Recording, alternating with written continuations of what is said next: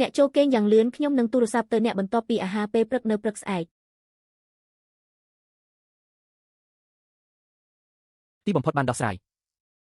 ខ្ញុំត្រូវប្រញាប់រករបស់ខ្លះពីមុនមកផ្ទះហើយទិញនៅថ្ងៃស្អែក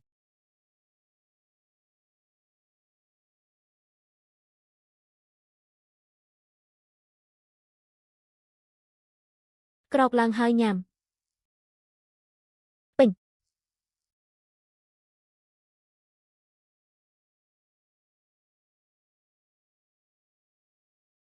អ្នកគឺជាបុរសដែលមានចំណង់អាហារធំអ្នកអាចញ៉ាំ5 ឬ 5 ដុំនេះ ស្ថានភាពស្ត្រីនិងបុរសនេះអន់ណាស់បុរសក្បាល5មិនអាចញ៉ាំបានគ្រប់គ្រាន់ហើយគាត់ក៏មានសម្លេងចាស់ដែរមែនទេខ្ញុំបានថែរក្សាអាហារ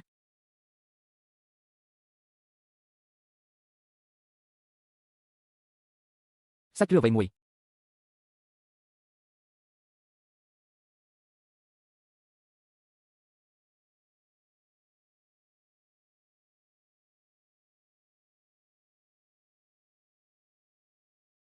ពូមិនក៏ក្រអូបម្លេះវាមានក្លិនក្រអូបជាងម្ហូបចូលឆ្នាំចិនទៅទៀតយកខ្ញុំមកចែកគ្នាមើលបន្តិច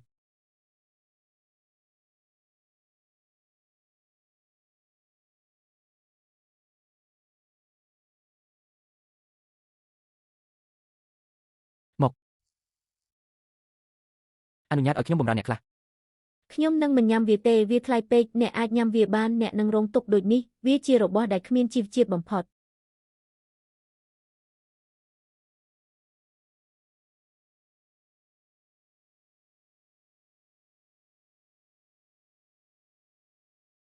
ហេតុអ្វីបានជាអ្នកយំ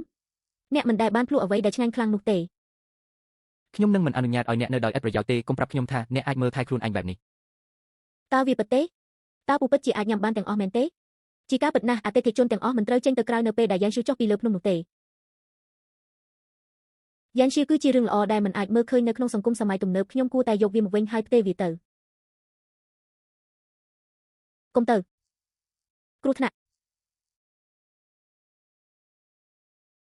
កុំបារម្ភបើខ្ញុំទៅយិនហងនឹងមានគ្រោះថ្នាក់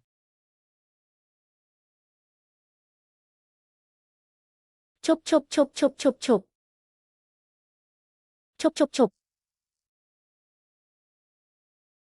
ឈប់ឈប់ឈប់រត់យ៉ាងលឿនមិនអីទេនោះជាការល្អខ្ញុំនឹងចម្អិនវាសម្រាប់300គីឡូក្រាមតើវាជានរណា